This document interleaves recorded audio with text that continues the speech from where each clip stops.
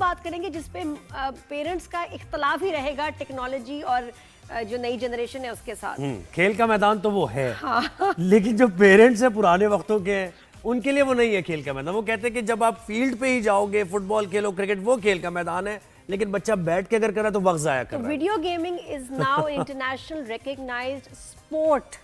जैसे क्रिकेट की तो बात ही ना करें, कुछ क्रिकेट के अलावा कहो, जैसे फुटबॉल टेबल है, टेनिस, बैडमिंटन, हाँ, जैसे सारे मुकाबले होते हैं, वैसे ही अब इसके बड़े जबरदस्त जो है मुकाबले होते हैं वीडियो गेम्स के, वीडियो गेमिंग के, और इसमें पाकिस्तानी बच्चे भी बड़े आगे पेश हैं। बेचारे कितनी, मैं कहती हूँ, डांटे खा के और कितना जो है इनको एम्बैरेस किया जाता होगा, सुनाया जाता होगा, पढ़ते नहीं है वो, फिर भी वो बच्चे आगे बढ़े हैं। हमें ज्वाइन किया है फरदान मोहसिन ने, जो कि सीईओ हैं जेन जी स्पोर्ट्स के।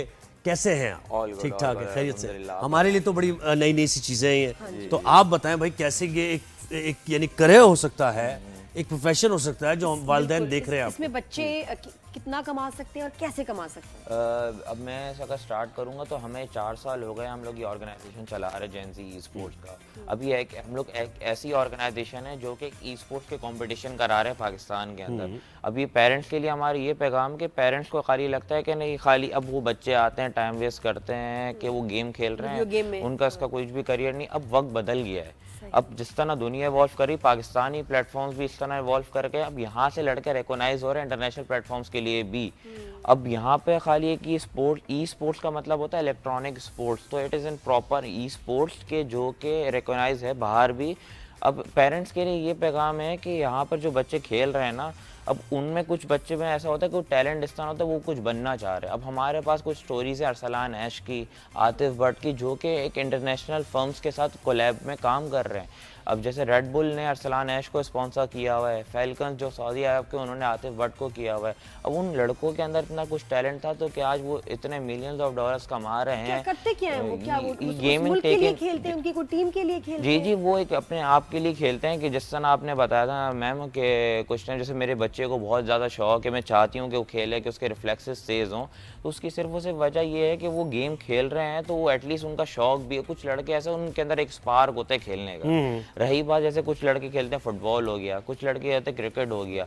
अब कुछ उनमें से कम्युनिटी होती है जिनको गेमिंग का शौक होता है, और उसमें से कुछ होते हैं कि जिनको बहुत ज़्यादा अच्छे होते हैं उस चीज़ के अंदर। लेकिन फरदान, मसला पता है इसमें ये है ना कि बैलेंस कायम करना चाहते हैं हम। पेरेंट्स जो है वो ये चाहते हैं कि अगर मेरा बच्चा गेम्स भी खेल रहा है, ठीक है खेले, लेकिन वो फिजिकल एक्टिविटी भी करे। हमने ये देखा है कि यहाँ एक्सट्रीम्स चली आती हैं, यानी जो ई गेम्स खेल रहा होता है ना बच्चा, फिर वो 6-6, 8-8 घंटे ई गेम खेल रहा है, उसके यहाँ मतलब आईसाइट खराब है उसकी, तो ये एक प्रॉब्लम है ना। देखें, इसमें हम हर चीज़ ही तो पेरेंट, हमारे हाथ में भी होता है कि हर चीज़ की लिमिटेशन शुरू से सेट होनी चाहिए, भले वो हमारे कोई भी फिजिकल एक्टिविटी भी हो। अब फिजिकल एक्टिविटी में पहले पेरेंट्स को ये शिकायत रहती है कि हर वक्त बच्चा बाहर ही होता है तो पढ़ाई नहीं करता। लेकिन हर चीज़ की हम लोगों ने स्पोर्ट्स को, जो फिजिकल एक्टिविटी पे भी तो लिमिटेशंस रखी हुई है ना यार, कि ये टाइम तुम्हारा खेलने का है, ये टाइम तुम्हारा पढ़ाई का है। इसी तरीके से जो बच्चे आज खेल रहे हैं, पाकिस्तान में कुछ इस तरह के बच्चे हैं जिनको हम लोगों ने मीडिया इन पे कवर नहीं किया, बट पाकिस्तान को इंटरनेशनल प्लेटफॉर्म पे खेल चुके हैं वो। और वो एक कुछ बच्चे ऐसे हैं जो कि पाकिस्तान से बाहर शिफ्ट अप हो गए हैं और वो कुछ पीसी गेम्स खेल रहे हैं। पाकिस्तान का नाम 5 गेम्स हैं कुछ जो पाकिस्तान में आजकल चल रहे हैं, वो मोबाइल गेमिंग बहुत ज़्यादा इन है, जिसमें फीफा, उसमें मोबाइल गेमिंग पबजी हो गया एंड फ्री फायर हो गया।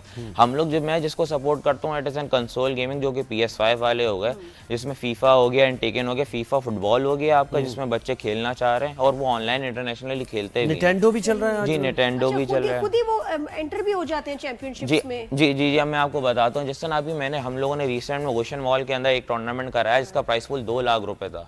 अब बच्चे जो इसमें पार्टिसिपेट करे, पूरे पाकिस्तान में से कोई 700 से ऊपर बच्चों ने पार्टिसिपेट किया है। अब जो जीते हैं, हम लोगों ने लाख रुपए फीफा को दिए, लाख रुपए टेकन को दिए, ताकि उनको एक मोटिवेशन रहे यार कि हम लोग कुछ इस प्लेटफॉर्म पे अगर टाइम दे रहे हैं तो उसको कुछ रिकॉग्नाइजेशन मिले, हमें स्पॉन्सरशिप, थोड़ा सा स्पॉन्सरशिप भी मिले।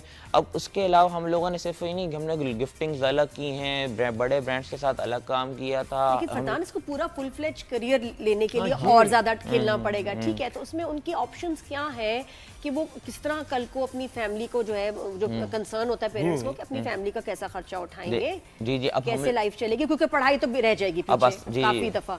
तो जब पढ़ाई थोड़ी सी पीछे रहेगी, कोई और करियर नहीं बनाया, तो अब आप इसमें आगे कैसे जाएंगे जी, अपनी पूरी लाइफ गुजारने की बात? हम लोग मंथ्स के अंदर जो कुछ टूर्नामेंट्स हम लोग जो कराते हैं, अब ये जो मैंने टूर्नामेंट के इसमें हम लोगों ने 4 डिफरेंट क्वालिफायर्स करा था कि बच्चों को खुद को एक टेस्ट आउट फील हो कि मैं किस तरह का हूँ इस गेम में एक्चुअल में। ये भी अब हम लोगों ने जो प्लेटफॉर्म जो तैयार किया था उसके अंदर हम लोगों ने जो डिफरेंट क्वालिफायर्स कराए थे कि बच्चे आए खेलें, अपने आप को खुद भी टेस्ट आउट करें। उस पर उनको हमारे प्रोफेशनल प्लेयर्स की तो गाइडेंस मिल ही रही है कि भाई कि इस तरह खेलना चाहिए आपको। अब उसमें जो सेलेक्टेड बच्चे हैं वो आ गए थे टॉप 8 में जिन्होंने खेला है।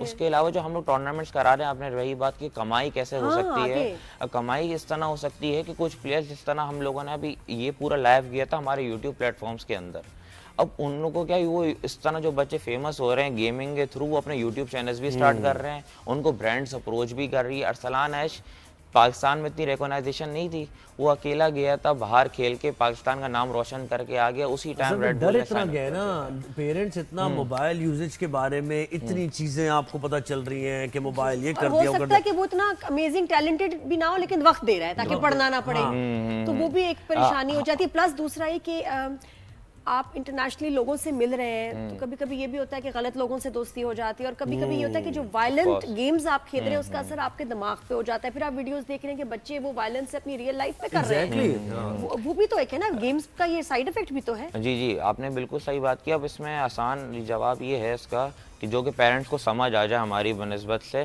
कि हम लोग हमारी जो खुद की ट्रू लाइफ स्टोरी है ना, मेरे इस एज ग्रुप के अंदर उसमें जो बच्चे आते हैं पार्टिसिपेट करते हैं उसमें 13 से 14 साल के बच्चे भी हैं। अब उनको मोटिवेशन के पेरेंट्स को यकीन आता है ना उनके ऊपर, इसलिए आता है यार कि एटलीस्ट अगर वो हमारे इवेंट्स के अंदर आके अगर टॉप पोजीशंस ले रहे हैं तो एटलीस्ट उनको एनकरेजमेंट के तौर पर प्राइज मनी मिलना स्टार्ट हो गए। इसी एज के ऊपर पॉजिटिव एक्टिविटी है, थ्रूआउट पॉजिटिव एक्टिविटी हो रही है ना, ये नहीं कि पता नहीं कुछ डूबियस सा कुछ काम जी। हो रहा है। अब आपका अगर मैं आपसे मैं एक सवाल पूछूंगा, अगर आपका बेटा अगर एग्जांपल को कोई 13 या 14 इयर्स का भी है, अगर वो उसको अगर इतनी सी एज के अंदर वो अगर 25-25 हज़ार रुपए के प्राइस पूल भी जीत रहा है इसी एज के साथ ही, तो आपको भी उसके अंदर एक स्पार्क दिखेगा कि यार ये मैं प्लेटफॉर्म्स को मैं जब टेस्ट आउट कर रही हूँ बाहर की फील्ड के अंदर, कि गेमिंग की फील्ड के अंदर, तो एटलीस्ट ये कुछ कमा रहा है, अपना खुद का कुछ करना चाह रहा है। अब उस बच्चे को भी मोटिवेशन ये रहती है यार कि एटलीस्ट मैं इसमें अपना करियर बिल्डअप कर सकता हूँ by taking the participation in multiple tournaments जो कि जेनजी स्पोर्ट्स करा रहा है। अच्छा, अभी अगर उसको वन वर्ड में बताओ कि इनकी फील्ड आगे क्या है ई स्पोर्ट्स की, एक नंबर 1 होगी व्लॉगिंग, और व्लॉगिंग में वाकई आप पता है कितना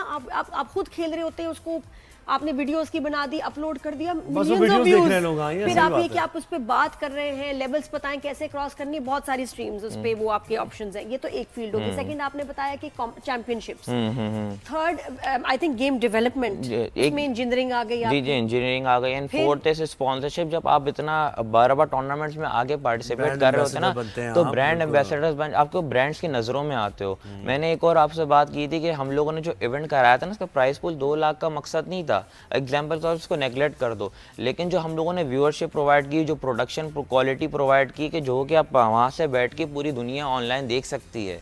अब उन्होंने इतना टैलेंट था कि 700 बच्चों में से आपने खाली 8 लोग थे, उसमें से एक लड़का जीता, अईब रहमान, तो वो पाकिस्तान को इंटरनेशनली। मुझे सिर्फ एक सवाल रह गया था, वो GTA 5 का मुझे बताएं, क्या ये बात क्या रूमर है या ये सही है कि ये बुर्ज खलीफा जितना बजट इसका है, और फिर मुझे बताएं AI इसमें आ गया है? जी जी, देखें इसमें तो एक तरीके से रूमर का बजट तो नहीं नहीं, वो कह रहे हैं ना लोग, मैं इसलिए तो क्लियर कर रहा हूँ, ये भी गिमिक है। जी जी, एक गेम है कि एक मिथ है, अभी तो उस पर मैं कुछ कमेंट पास तो नहीं कर AI इसमें आ गया जी। ऑफिशियली तो गेम्स में जितने भी अभी आ रहे हैं उसमें AI इन्वॉल्वमेंट हो गई है, और है ना अब जितने भी गेम्स आ रहे हैं तो टेक्नोलॉजी उसके अंदर इन्वॉल्व अप हो रही है। आपने बचपन में देखो, हम लोग कहीं भी मॉल्स वगैरह में जाते तो काइनेक्स वगैरह में हम लोग मोशंस करते, तो गेम के अंदर भी हमारे मोशन सेंसर काम कर रहे होते थे, जस्ट लाइक ओलंपिक्स वगैरह। मतलब सुना कि अब तो ऐसा टाइम आ गया कि मार पड़ेगी ना तो फील भी होगा। जी जी, थैंक यू सो मच, बहुत शुक्रिया। एक बस पेरेंट्स को मैं पैगाम देना चाहूँगा कि एटलीस्ट बच्चों को है ना, ज़रूरी नहीं है कि एक चीज़ पे बॉन्ड करना कि पढ़ाई के ऊपर, और वो